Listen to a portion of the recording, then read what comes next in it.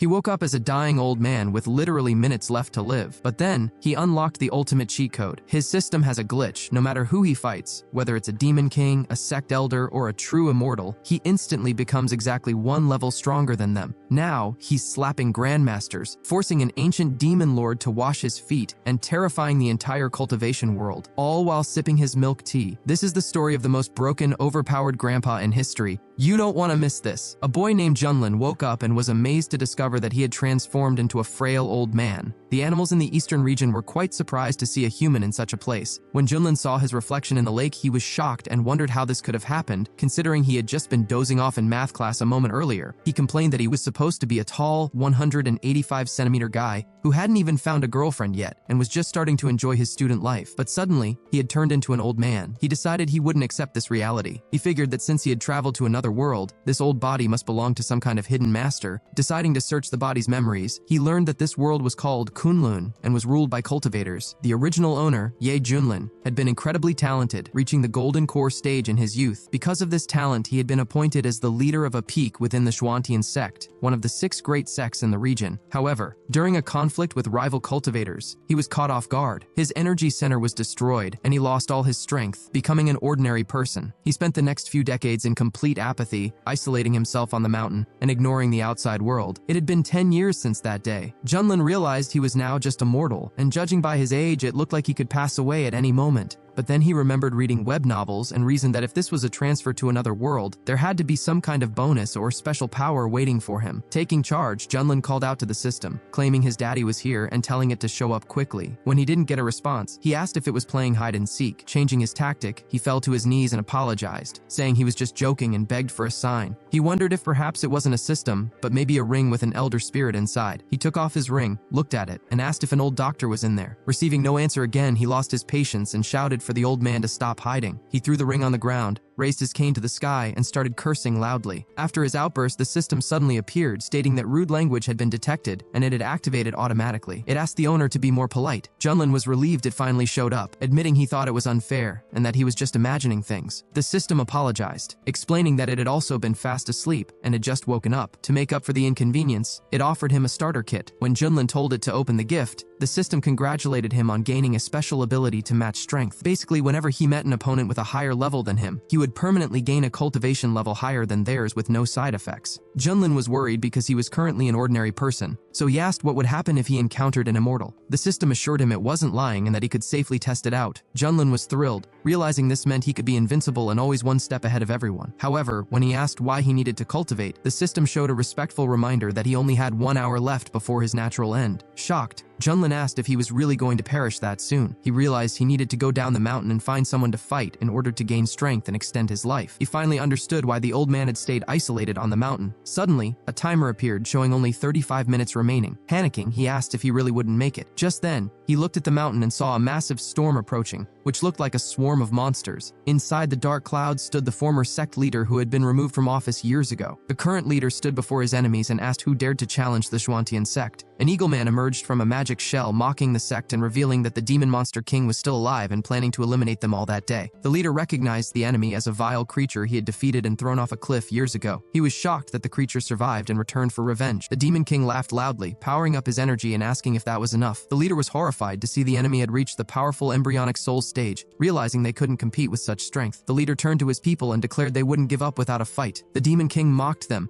threatening to finish off all the Taoists. A chaotic battle then broke out between the sect members and the invaders. The monsters were overpowering the warriors. Watching from the ground, Junlin wished someone would just hit him. The system appeared and warned him that only 30 minutes remained. He started worrying because time was running out, and the battle was too far away for anyone to hear him. He tried to climb the stairs, but his old back was failing him. He knew he wouldn't make it down in time. Meanwhile, the demon king shouted that the humans were weaklings and their lives would end today. Releasing his full energy, the king knocked down all the warriors with a single blow. The sect leader realized the gap between the golden core stage and the embryonic soul stage was too massive. The demon king laughed and asked if anyone else dared to resist. Suddenly, Junlin climbed up the mountain and shouted for the demon king to look at him. The king flew over to the old man, asking if he was tired of living. Junlin taunted the bird to attack him, mentioning that he was waiting. He was glad he arrived in time, having used a crystal-powered loudspeaker from the old man's memories to get their attention. The demon king remarked that he had never seen such a bold old man. The sect leader and his disciples looked up, wondering if that was their legendary Elder Yi from the peak. They noted he hadn't interfered for decades and had lost his powers. The Demon King asked if Junlin was just looking for a quick end. Junlin called the bird his grandson and threatened to eat him like a quail. The system warned there were only 10 seconds left. Junlin worried that the bird was too talkative and slow, fearing he might pass away without a fight. As the system counted down the final seconds, the Demon King finally attacked, promising to crush the old man to dust. Junlin was actually happy because his wish was being fulfilled. Suddenly, his eyes lit up as the system processed the incoming attack. The system detected an attack at the initial embryonic soul stage. It immediately triggered the special ability, boosting the old man's power to the middle level of the same stage. Junlin evolved instantly. Using a fire technique, he neutralized the bird's attack effortlessly. The onlookers were stunned by the terrifying aura, and Junlin transformed from an old man back into a young warrior. Junlin declared that this was the true power of the embryonic soul. The Demon King was shocked to see Junlin was even stronger than him. The sect members couldn't believe it, realizing that Junlin must have been pretending to be weak all those years while quietly advancing his cultivation to the highest level. It turned out their junior brother was actually the most powerful one among them. The warrior noted that masters at the embryonic soul stage were extremely rare in the wild region, and now one was standing right there. Realizing this, the Demon Monster King immediately changed his tune, treating Junlin with respect. He claimed the whole situation was just a big misunderstanding and suggested they settle their differences later, even offering to pay a friendly visit to the sect. Junlin wasn't buying it. He pointed out that the king had destroyed his sect's foundation and eliminated many disciples, so calling it a misunderstanding was ridiculous. Just then, the system congratulated Junlin on his first victory and rewarded him with a divine technique called the Great Void Finger that binds the heavens. Junlin wondered if this was a legendary technique. He asked the bird if he would believe it was just a misunderstanding if someone wiped out his entire clan. The Demon King retorted that while Junlin was slightly stronger, the gap wasn't massive, implying he wasn't afraid to fight to the finish. Junlin clarified his stance. He didn't bother anyone unless they bothered him first, but since the king had offended him and harmed his people, Junlin intended to defeat him to secure his position. He called the king a monster who couldn't be forgiven. The king argued that humans had forced his hand and declared that he was willing to sacrifice his own spiritual core to ensure he took Junlin down with him. Deciding not to wait, Junlin unleashed his power to finish the battle. He told the bird he had no idea what his limits were and used the Great Void Finger technique. Seeing the massive energy cage forming around him, the king was shocked and realized instantly that he had lost.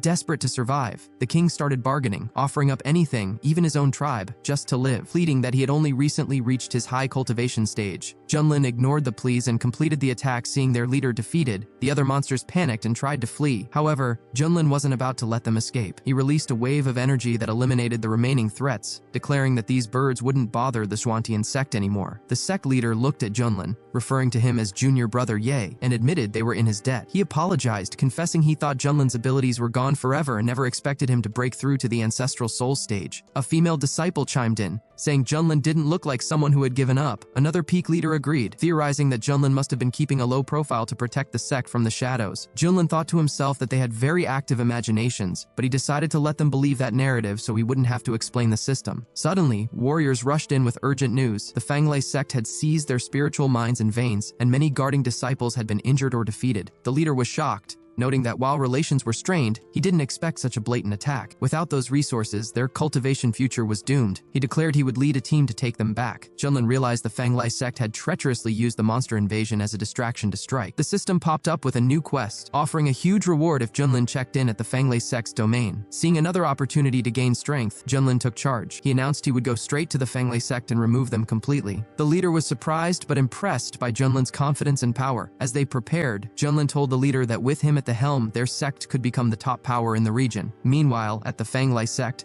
members were celebrating their successful plan to lure the monster to the Xuantian sect while they stole the resources. One disciple worried the monster might turn on them, but another reassured him. They revealed that a powerful guest from the prestigious Yuhua sect was visiting, guaranteeing their safety. The Fanglei leader, Chen Yunhai, asked the guest Elder Mu about his son. Elder Mu confirmed that Chen's son was doing exceptionally well at the Yuhua sect and had been chosen as a personal disciple by a high-ranking lord. Chief Chen was thrilled. Elder Mu then presented a rare pill sent by the sun, which would help Chen reach the embryonic soul stage. The sect celebrated, and Chen thanked Elder Mu for his help in planning the attack and predicting the monster's movements. Their celebration was cut short by a massive explosion, as the defensive formations were shattered. Junlin emerged from the smoke asking if this was the Fanglei sect. Chief Chen demanded to know who dared to intrude. Junlin calmly introduced himself. The warriors were terrified by his overwhelming aura. At that moment, the system confirmed Junlin had reached the check-in spot and rewarded him with the seal of the human ruler and the Great Void technique. Junlin was happy to get another familiar ability. Chief Chen was confused, recognizing Junlin's name as the crippled leader from the rival sect but sensing the power of an embryonic soul. Junlin asked if they were pretending to be clueless about their collusion with the Monster King. He announced that as punishment, the Fenglei sect would end today. Chen realized that if Junlin was here, the Demon King must have been defeated. Panic set in. Chen turned to Elder Mu for help, feeling confident because Mu was at the even higher spirit transformation stage. Elder Mu looked at Junlin with contempt, calling him a puppy and ordering him to kneel and break his own arms if he wanted to keep his life. Junlin refused to back down, asking who the old man thought he was. Elder Mu released his pressure, revealing his spirit transformation power, which terrified the onlookers. Chief Chen laughed, telling Junlin he was out of luck this time. He mocked him, saying that without support, he would be easily crushed, and suggested he beg Elder Mu for mercy. Instead of begging, Junlin decided to show them his true capability. The system detected the higher-level threat and triggered the evolution.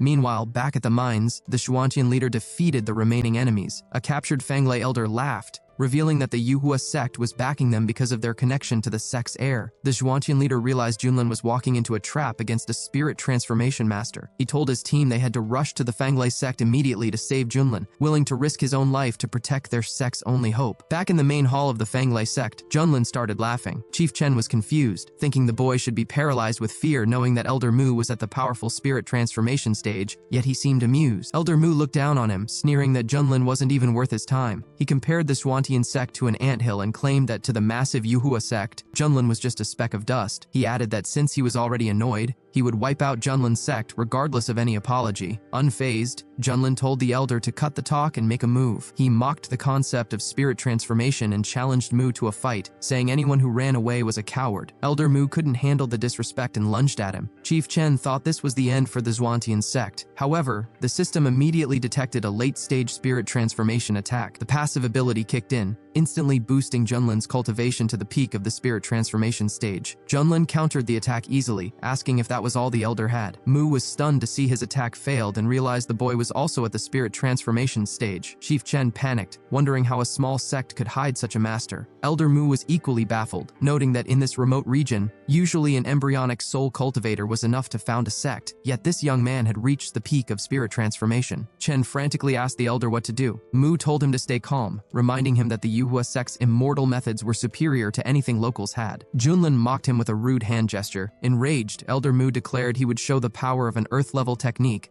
and unleash the palm of the green tree. The onlookers were impressed, realizing that while spirit-level techniques were treasures here, this was on a whole other level. Elder Mu claimed it was an honor to be defeated by him. Junlin just scoffed, shot out a stream of fire energy, and called Mu's move a cheap trick. Using his new human ruler seal, Junlin shattered the elder's attack with a single move. A massive fire spirit appeared, destroying everything in its path. The crowd was terrified, wondering if this power was beyond the divine level. Elder Mu was completely overpowered and began begging for mercy. Junlin reminded him of his rule: if no one bothers him, he bothers no one. But if attacked, he destroys the enemy. Mu tried to threaten him, saying the Yuhua sect would seek revenge if he perished. Unimpressed, Junlin asked why he was still making threats and used a fire arrow to finish the elder off. Seeing his protector gone, Chief Chen fell to his knees, claiming it was all a misunderstanding, and offering to become Junlin's servant. When Junlin refused, Chen desperately mentioned that his son, Chen Shao, was a personal disciple in the Yuhua sect with the potential to become an immortal, implying Junlin shouldn't offend him. Junlin replied that it was perfect. He'd just wait for the son to show up so he could gain more experience points. He reiterated that since the Fenglei sect attacked first, they had to be eliminated. Junlin proceeded to level the entire place. As the fires burned, Chief Chen shouted that his son would avenge this 1,000-fold. Junlin watched the destruction and noticed a box fall from the flames. Looking at the sky, Junlin saw his sect leader and the team arriving. The leader was relieved to see Junlin alive. Junlin mentioned he was just finishing up with the Fenglei sect. The leader grabbed his hand, saying they were lucky to be alive and needed to leave before the Yuhua sect elder spotted them. Junlin casually asked, "You mean that elder? I already finished him." The leader was floored, asking if he really defeated a spirit transformation master. A female disciple named Su chimed in, saying she knew peak leader Yi could handle it. Junlin confirmed he was at the spirit transformation stage, but suggested they skip the chat and start gathering the resources from the defeated sect. The leader was still processing the fact that his junior brother was so powerful. Suddenly, a disciple named Xiao found a rare pill likely brought by the Yuhua elder. Junlin told him to give it to the sect leader so he could break through to the embryonic soul stage, which would strengthen their whole sect. The leader was incredibly grateful for the gift. Suddenly, the system announced that a suitable disciple had been found within a radius of 100 li. It turned out to be the head of a demon cult who was at the true immortal level. The system promised an unimaginable reward if Junlin accepted him as a student.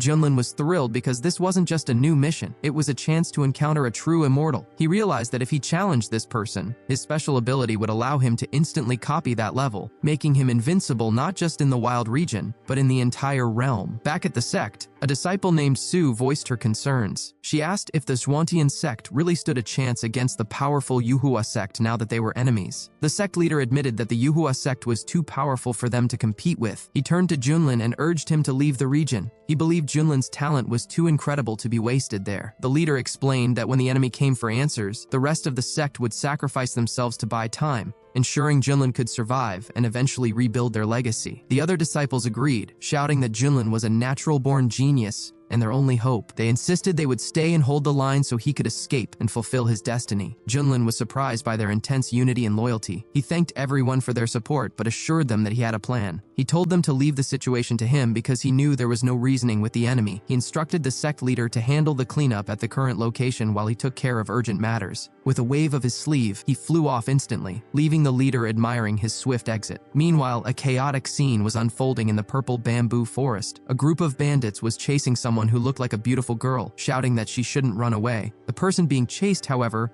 was actually a young man yelling back that he was a guy. A creepy old man leading the chase ignored him, drooling and insisting that she was too beautiful to be a man and shouldn't try to trick him. It turned out this young man was actually a tiger in a trap. He was the former head of a demonic cult from the central region who had achieved true immortality and led a massive sect with millions of followers. However, after a massive siege by his enemies, he had sacrificed all his power to escape and was now hiding in this remote eastern region, severely weakened. The old pursuer, tired of running, fired several energy swords at him. The young man spun around and blocked them with a scarlet flame shield. However, due to his weakened state, the shield failed and he took some damage. The old man was surprised that someone at the foundation stage could withstand an attack from a late golden core cultivator, wondering if the boy was a genius from a big sect. Deciding it didn't matter, the old man used a needle technique to trap him. The old man grabbed the boy's face, telling him to stop resisting. Fed up, the boy tore open his robe to bare his chest, shouting for the old man to open his eyes and see that he was clearly a man. The old man was shocked, but then creepily decided that the man was fine too. Unable to take the humiliation any longer, the boy snapped. He warned the pervert not to touch him and declared he would rather burn his own spiritual core than be humiliated. He unleashed a massive stream of fire energy, pushing himself to the limit to burn his attacker alive. The old man couldn't dodge in time and was engulfed in the flames. The boy succeeded, but he was badly hurt, and his spiritual pearl was nearly broken. He realized he needed to find a place to recover immediately. He muttered that at least the creep didn't survive. Just then, he sensed another presence. A different old man stepped out of the forest, claiming he was just passing by and had nothing to do with the previous attacker. The boy politely said he hoped they would meet again and tried to leave. However, this new old man was also up to no good. He rushed forward, admitting he was interested in the boy's secrets and how he possessed such power. He tried to grab the boy to search his memories. The boy cursed him, realizing he was too weak to fight back and that this might be the end. Just as the boy fell to the ground in despair, a figure far more powerful than anyone present flew directly over them. The attacking old man immediately looked up, terrified, as he sensed a master at the spirit transformation stage arriving. Junlin stopped to observe the situation. The creepy old man immediately panicked,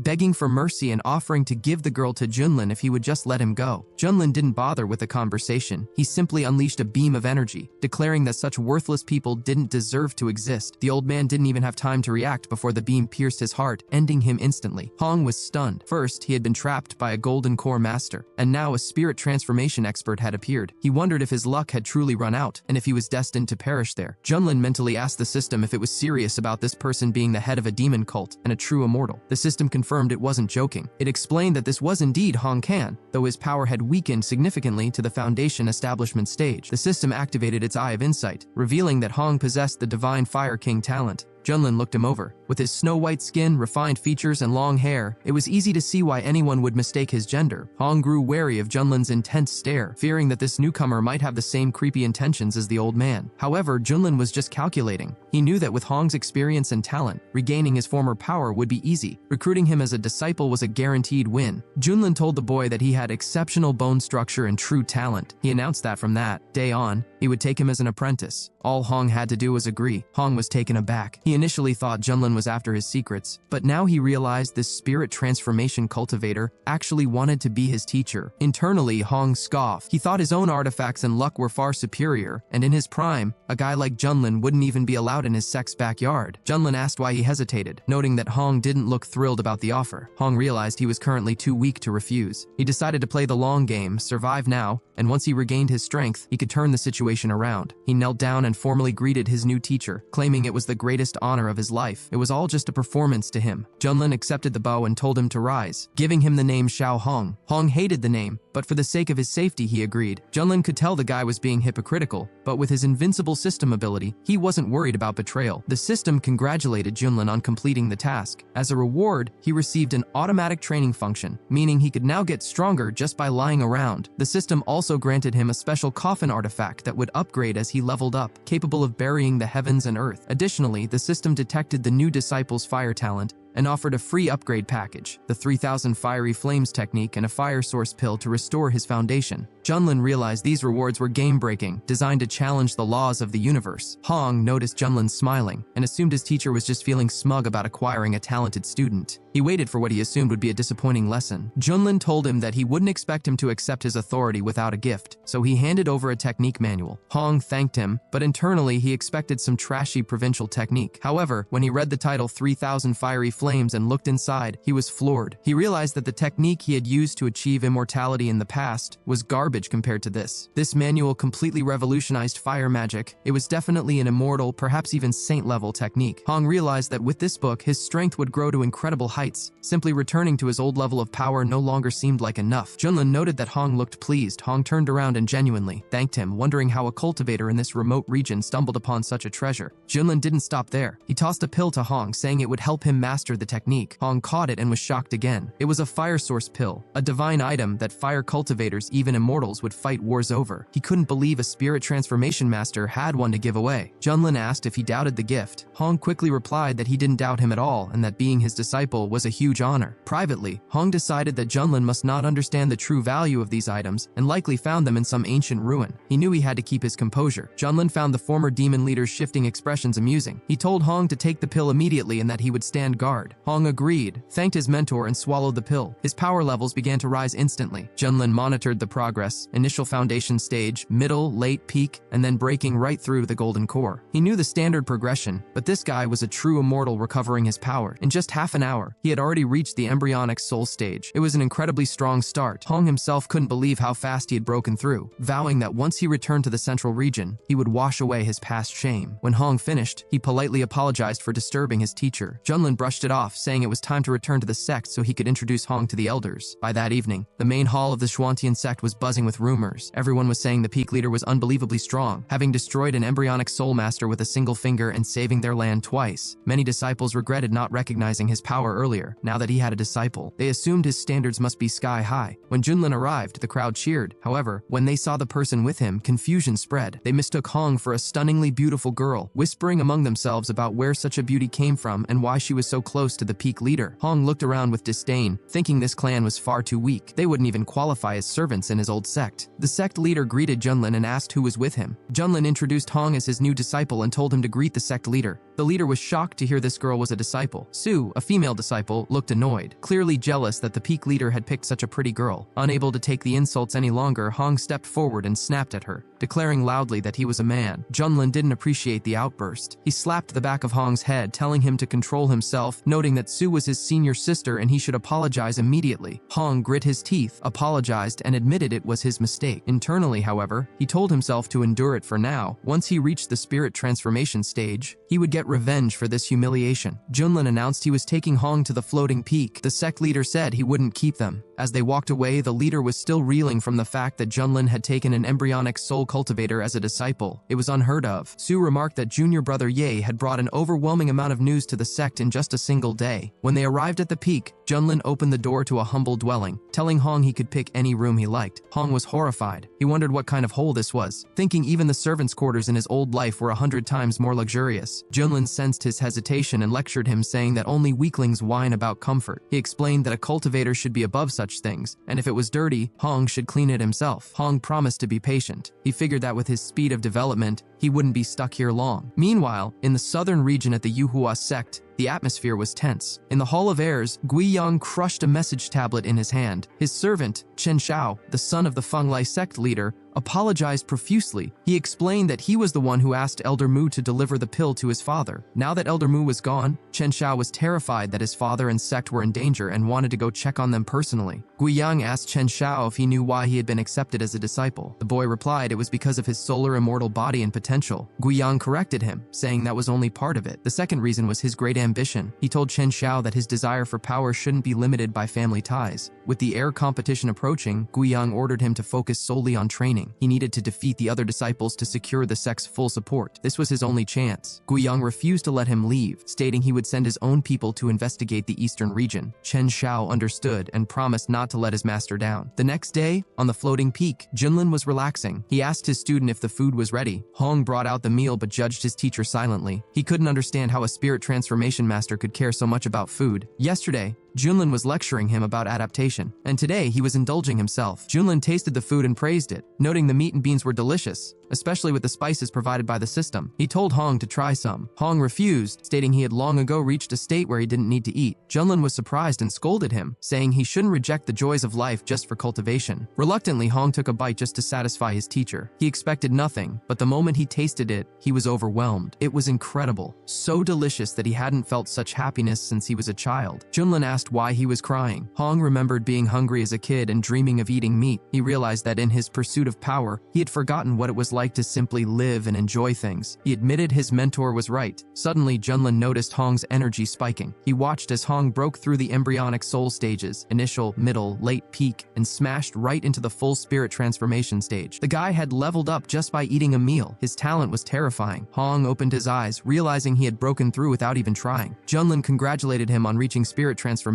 noting his strength was now almost at the level of his mentor. Hong was stunned that he regained his power so quickly. He realized that, since he was now at the same stage as Junlin, it might be time to end this charade of being a disciple. However, before he could make a move, Junlin casually mentioned that since the meal was done and Hong had leveled up, he should come over and massage his shoulders. Hong was seething with rage. In his head, he fumed, "I've already reached the spirit transformation stage, yet he still tries to order me around? Who does he think he is?" He decided that today was the day he would finally show his mentor who was truly in charge. Just as Hong prepared to launch a sneak attack, a servant suddenly rushed in, reporting that there was an urgent message for the peak leader. The servant explained that the sect leader requested Junlin's presence in the assembly hall immediately to discuss a critical matter. Junlin was surprised, noting that he had only been back for a day and there was already a new job for him. Hong was furious that his opportunity for revenge had been interrupted, but he consoled himself by thinking that Junlin was full of weak points. There would be plenty of chances to take him down later. As he flew off, Junlin casually called back to his student, "I have to go for now. Your massage technique is excellent, by the way. When I get back, come over and massage my legs," Hong shouted after him, asking how he dared to treat him like a servant, regretting that he hadn't eliminated him right then and there. When Junlin arrived at the assembly hall, the mood was grim. The elders looked lost, wondering if this crisis was a sign that the heavens wanted to destroy the Zhuantian sect. Junlin landed and greeted the chief, asking what the threat was this time. The leader got straight to the point. Years ago, the state of Wei had come under their sect's protection. Recently, they sent a distress signal reporting strange and horrifying events. People were dying en masse, their bodies found completely drained of blood. These incidents were becoming more frequent and covering vast territories. Some cities with populations of over 1 million had been completely wiped out. The leader assumed it was the work of demons and had sent disciples to investigate. However, none of them had returned. That morning, a new message arrived stating the situation had worsened and was spreading to neighboring states. If this continued, the entire wild region would fall into chaos. Furthermore, the sect would lose its source of potential disciples, which would fatally weaken them. Junlin asked, "Is it really that serious? Has no one seen who is behind this?" Su replied grimly, "Perhaps anyone who saw the culprit is already dead." She noted that the wild region was already low on powerful cultivators.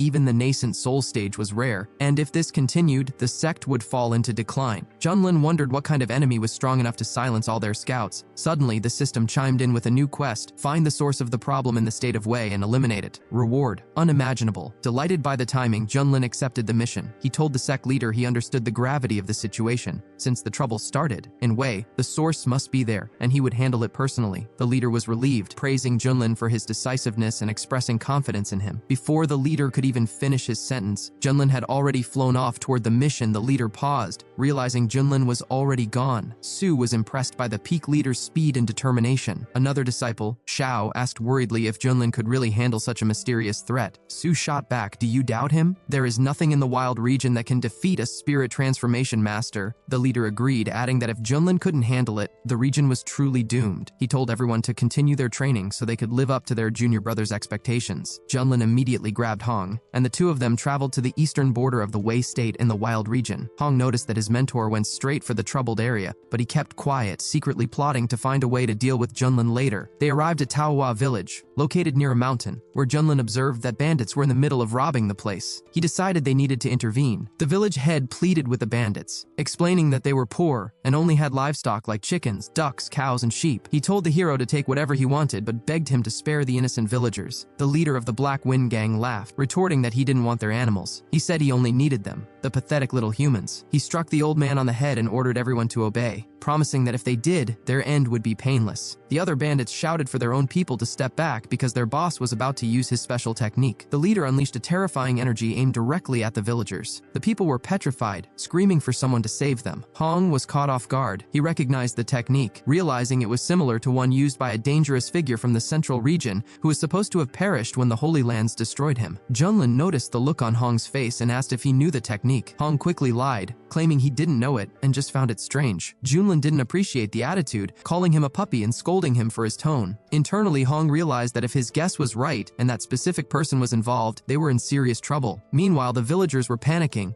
terrified of losing their lives. Junlin decided to end the chaos. He grabbed the bandit leader from behind and told him to stop. The leader spun around, charging a fist attack and demanding to know who dared to interfere. Junlin easily countered the attack with a beam of fire, telling the man to calm down because they had questions. The bandits' minions were shocked to see their boss hurt. The leader immediately sensed Junlin's aura and realized he was facing a spirit transformation master. Terrified, he instantly begged for mercy. Junlin ordered him to reveal his background. The bandit leader explained that he used to be a palace guard in the Wei state. However, he saw something he shouldn't have and was sentenced to death, forcing him to flee the palace. Junlin asked what he saw and where he learned the dark technique. The bandit replied that he had spotted the crown prince secretly visiting the mountains behind the palace, though he hadn't dared to investigate further. As for the technique, he received it from a mysterious organization while on the run. He didn't know their origins. They simply told him to use the technique to absorb people's life force to increase his strength, and he did it to survive. Junlin suspected a massive organization was pulling the strings and that their actions were linked to the strange phenomena plaguing the region. He asked Hong for his thoughts. Hong secretly worried that the teaching methods were too similar to his old enemy. He wondered why that person would be in the wild region, but lied to his mentor again, saying he didn't know. Privately, he was certain that if that ancient enemy was behind this, Junlin's spirit transformation level wouldn't be enough, and this trip to the Wei state would be his end.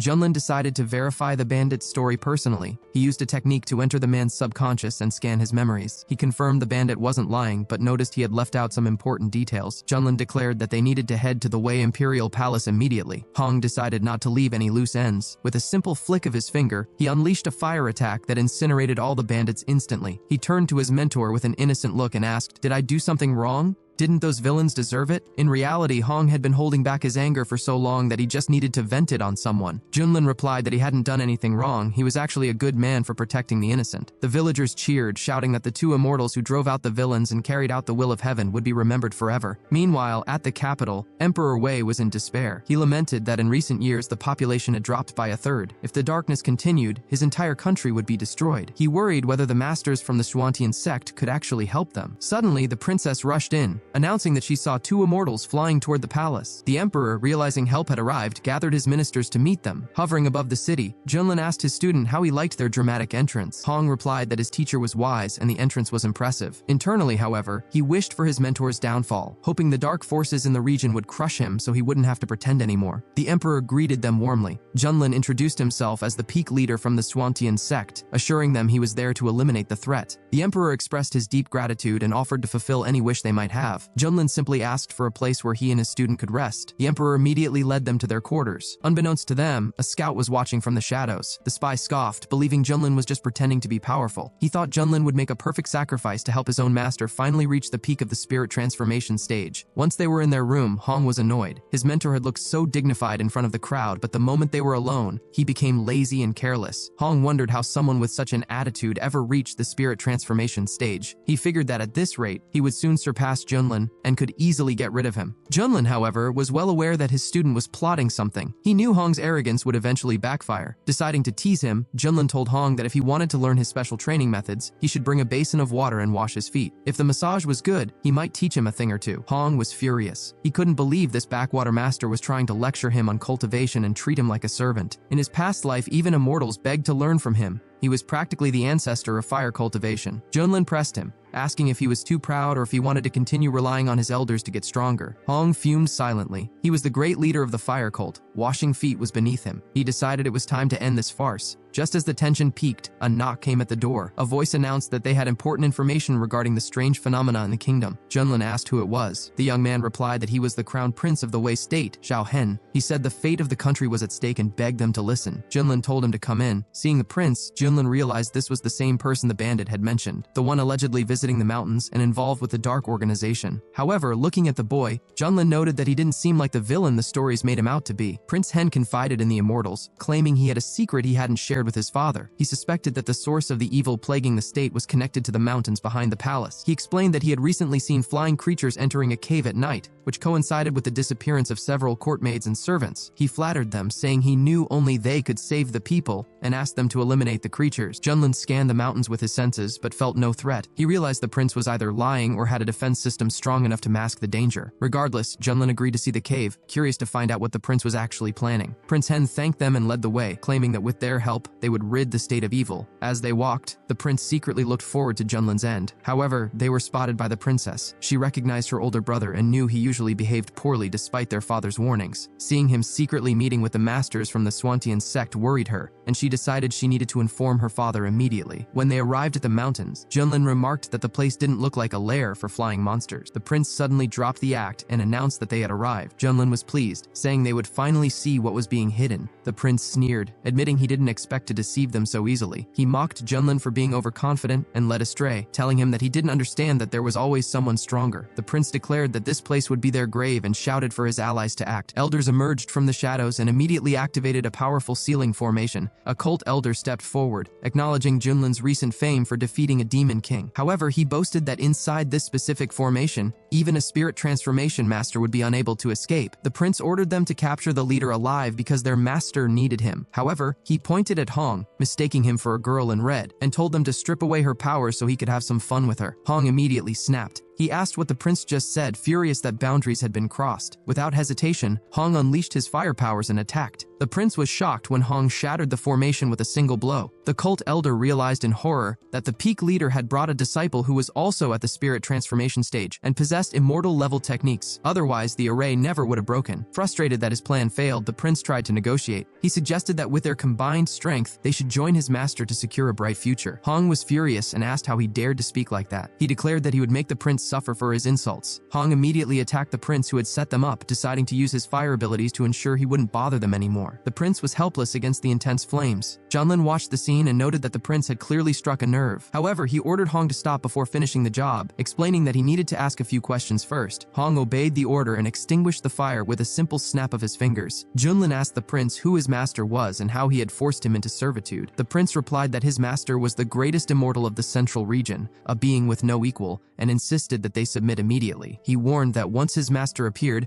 they wouldn't even have time to beg for mercy. Junlin laughed at the idea of submitting. He challenged the hidden master to show himself, warning that he would start taking out the prince's men one by one until he appeared. Using an energy beam, Junlin instantly defeated one of the henchmen. The cult elder was shocked, realizing that this man was also at the spirit transformation stage. He couldn't believe a sect from the wild region possessed two such powerful masters. Junlin then targeted a second man and took him down just as easily. Having dealt with the guards, Junlin noted that only the prince remained. Terrified, the prince begged the immortal to wait. Just then, a massive explosion erupted in the forest, visible from miles away. Back at the capital, the princess asked her father about the terrible crimson light lighting up the sky. The emperor told her to hurry toward it, hoping the masters were safe. Meanwhile, Hong sensed a familiar aura and realized exactly who it was. Although he knew he could handle Junlin, meeting this specific person was very unpleasant for him. The prince was delighted, declaring that his master had finally arrived and their time was up. From the red darkness emerged the leader of the the blood cult from the central region, known as the Stone Absolute. Junlin addressed him immediately, asking if he was the one pulling the strings behind all the atrocities, mocking him for hiding in a hole. The Stone Absolute acknowledged the cultivators from the wild region, admitting that Junlin had some ability but claiming he wasn't worthy of a fight yet. However, he was very interested in the old acquaintance standing next to Junlin. Hong addressed the villain as a blood demon, expressing surprise that he was still alive. Junlin wondered what kind of history Hong had with this guy. The Stone Absolute stepped forward, surprised to hear that nickname. He noted he hadn't been called a blood demon since he was surrounded by the holy lands of the central region 200 years ago. He was impressed Hong remembered. Hong replied that those who survived the Great War wouldn't forget. He explained that this man was once the most powerful of the true immortals. He increased his power by absorbing the life force of others and teaching dark techniques to spread chaos. Worse, he would eventually consume the energy of his own followers to boost his power. His methods were so vile and his growth so rapid that the greatest powers had to unite to destroy him. Even Hong, representing the demonic path, had been forced to join the war against him. The prince suddenly shouted that if news of this reached the central region, it would cause a massive uproar, adding that his master had finally arrived to save him. He started complaining like a child, pointing at Hong and whining that this woman tried to finish him off and demanding revenge. The Stone Absolute had no patience for the prince's complaints. Without a word, he unleashed a laser beam from his eyes, permanently silencing the prince. Hong watched the scene and remarked that the villain really hadn't changed. He was still the same ruthless monster who showed zero mercy, even to his own disciples. The Stone Absolute replied coldly that the disciple was nothing and could be replaced at any time. He warned Hong that if he tried to fight, he wouldn't survive, asking if he still didn't understand how things worked. Watching the drama, Junlin commented that the plot had taken quite a dramatic turn. Hong was confused and asked how this was possible. He had seen with his own eyes how the Stone Absolute's immortal body was destroyed by 4 divine artifacts in the past, draining his life force to the last drop. The villain explained that he wasn't a fool. He had separated a drop of his life essence beforehand and hidden it in a safe place. That drop allowed him to be reborn after his fall. He noted that Hong seemed to be in a similar situation, currently rebuilding his strength at the initial spirit transformation stage. He creepily suggested that Hong should just give up and let his essence be absorbed so they could be together forever. Hong called him crazy, reminding him that he had rejected his offers time and time again in the central region. He challenged the villain, asking if he really thought he could win so easily. The Stone Absolute laughed, saying that resistance only made it more exciting. He claimed that while some could overcome a small power gap, the difference between them was too vast for Hong to overcome. Hong asked how he could be so sure without trying, and immediately unleashed the divine path of the 5 absolutes. The Stone Absolute was shocked by the move, and countered with a massive crimson hand. The collision of their attacks caused a huge explosion that surprised even them. The Stone Absolute couldn't believe it.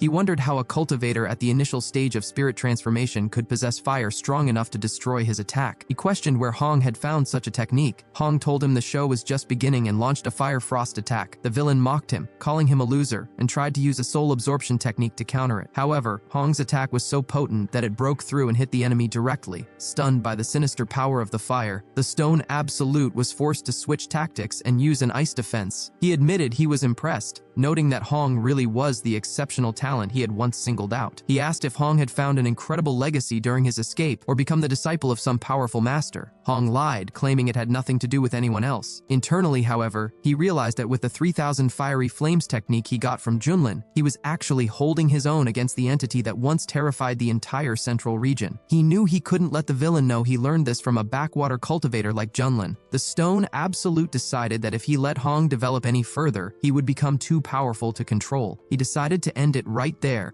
and unleash the true power of his immortal body. Meanwhile, back in the city, the citizens suddenly began screaming in pain, their energy likely being drained to fuel the villain's ultimate attack. At that moment, the Stone Absolute began draining the energy from the citizens below. He reveled in the surge of power, declaring that the people of Wei had been his food source for a long time. He bragged that he could devour them instantly to boost his strength whenever he pleased. Junlin told Hong to stop stalling and finish the enemy off quickly. Hong snapped back, telling his teacher not to order him around. Internally, however, Hong was panicking. He had originally hoped that the blood demon would be too much for Junlin, allowing Hong to step in and save the day with honor. But now, he realized the situation was so dire that he might not even escape the fight alive. The villain revealed he was utilizing fusion energy. He recalled how in the past he had fought powerful cultivators from both the righteous and demonic paths without losing ground. He boasted that even elders from the Holy Lands wielding immortal artifacts hadn't been able to completely destroy his immortal body. He announced that his body was already restored to 70% capacity. Once he absorbed every living creature in the wild region, he would reach full strength, and not even the central city would be able to stop him. He told Hong that since he refused to join him, his demise was entirely his own fault. Hong realized the enemy had reached the fusion stage, which was a disaster. He immediately unleashed the violet flame that burns the sky. The attack landed, and even the stone absolute took some damage. However, Hong knew that fighting an opponent with such a massive power gap was usually a death sentence. Desperate, Hong considered burning his own spiritual core for a final stand. He launched the golden flame and the furious dragon flame. The stone absolute scoffed, saying resistance was useless and comparing the attacks to a slight itch. Blocking Hong's assault, the villain prepared a counterattack, declaring that it was the end. Hong realized his strongest techniques weren't working. He tried to defend himself with a golden flame shield, but the stone absolute didn't slow down, smashing through the defense effortlessly while shouting for Hong to perish. Meanwhile, the emperor and the princess arrived at the mountain. Seeing the terrifying battle, the emperor feared for the immortal's life. The princess asked what kind of monster that was. The emperor realized this was the source of the evil destroying their state and worried that if even an immortal couldn't defeat it, their country was truly doomed. Hong struggled to stand, wondering if his journey to immortality was ending there. He had worked so hard to regain his power and didn't want to give up. The thought of asking Junlin for help crossed his mind, but his pride made him hesitate. Admitting he needed help felt like a disgrace. Furthermore, he doubted Junlin could even help, reasoning that a spirit transformation master couldn't possibly defeat a fusion stage monster. The stone absolute mocked him, saying that since Hong didn't want to continue the journey together in life, he would die and become part of his body, carrying his will to the end of the path. The villain launched a massive final attack. Hong's mind went blank. Driven by the instinct to survive, he swallowed his pride and screamed for his mentor to save him. The stone absolute was shocked, asking if the great Hong had actually become someone's disciple. Suddenly, Junlin stepped in, remarking that his student had finally realized who he owed his knowledge to. The stone absolute mocked Hong, saying he never expected him to sink so low as to become the disciple of a lowly spirit transformation cultivator from the wild region. He called it an absolute disgrace to the entire demonic path. Hong realized that even though Junlin was constantly teasing him, he was still his savior. However, seeing his mentor step up against the stone absolute, Hong was terrified that disaster awaited him. Junlin calmly asked if the enemy was looking down on him. The stone absolute retorted that an ant like him had no idea how vast the sky was, boasting that in his prime, he could have drowned him with a single spit. Hong apologized to his mentor, admitting he was no match for the blood demon. He pleaded for help but added that if things looked bad,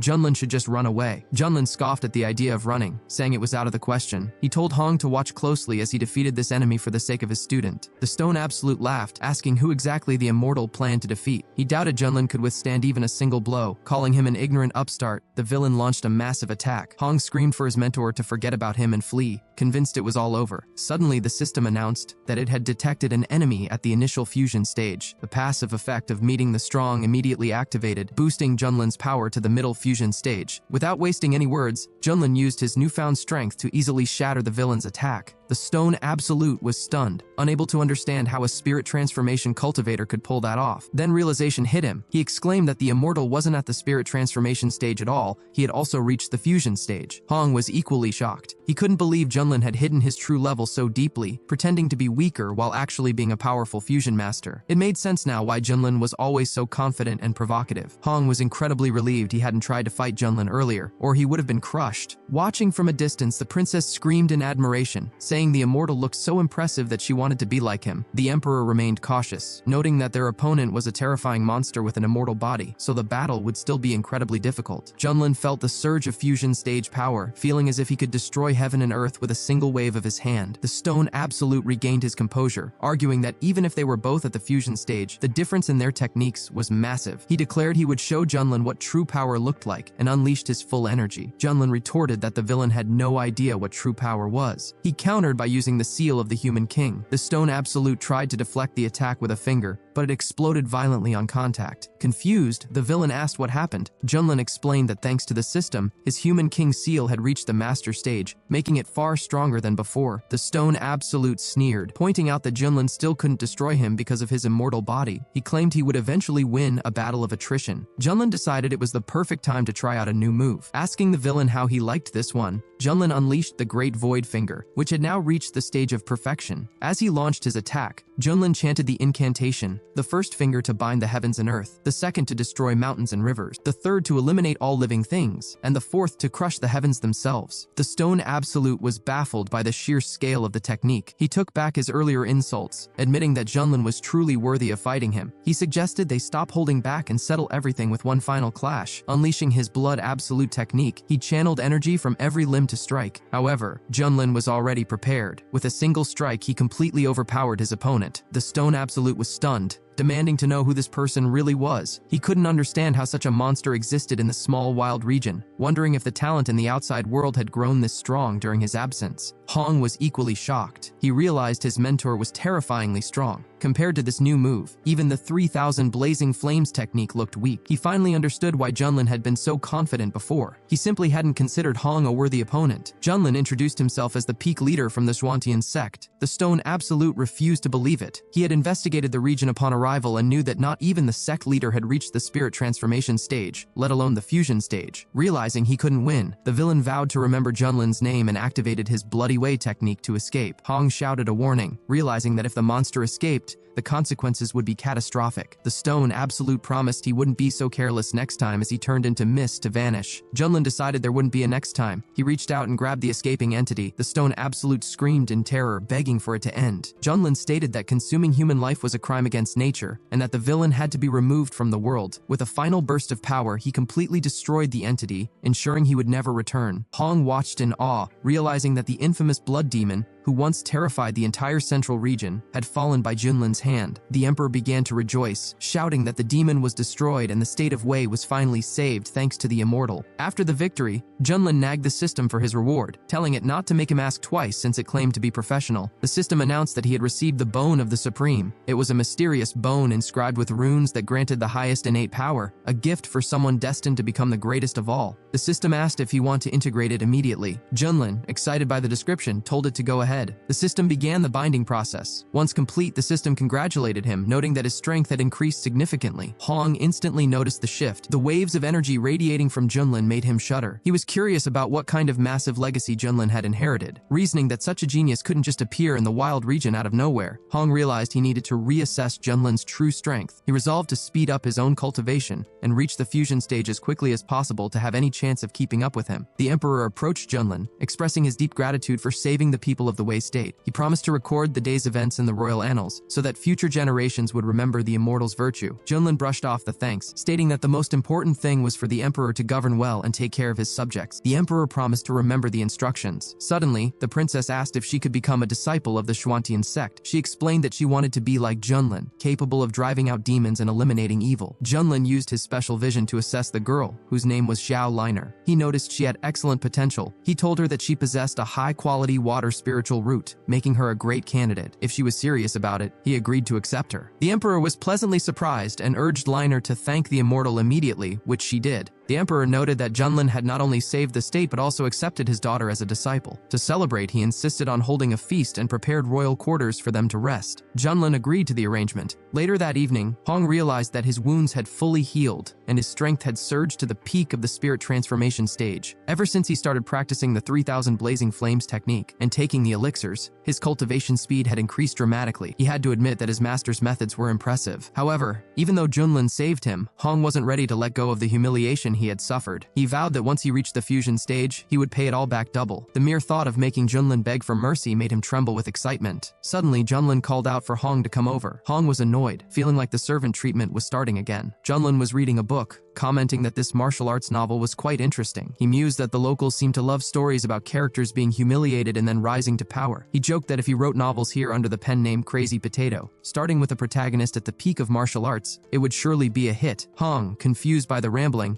asked why he was summoned. Junlin simply ordered him to help wash his feet. Hong was furious. He thought to himself that even the formidable blood demon had fallen to Junlin, so now wasn't the time to rebel. He had to endure. Junlin teased him, asking why he was neglecting his mentor and telling him to hurry up. Hong Hong gritted his teeth and said he wouldn't dare disobey. Internally, Hong raged. He used to be a true immortal fire cult master with thousands of defeats on his record, yet here he was, forced to wash the feet of a cultivator from the wild region. Junlin praised him for being a good disciple, remarking that for a moment, he thought Hong was going to challenge him. Suddenly, as Hong touched the water, he froze. He realized the basin was filled with water of boundless light. This legendary liquid allowed mortals to remain young and live for centuries, while for cultivators, it cleansed the body of impurities and massively boosted strength. In the central region, even a small bottle of this elixir would sell out instantly. It was an incredibly rare treasure, yet his mentor was casually using it to wash his feet. Hong was now absolutely certain that Junlin must have received a massive ancient inheritance to be this wasteful. He realized that drinking this water would be a huge help for his cultivation, but then the awkward reality hit him. It was currently being used as bath water. Junlin noticed the strange look on Hong's face and asked if there was a problem,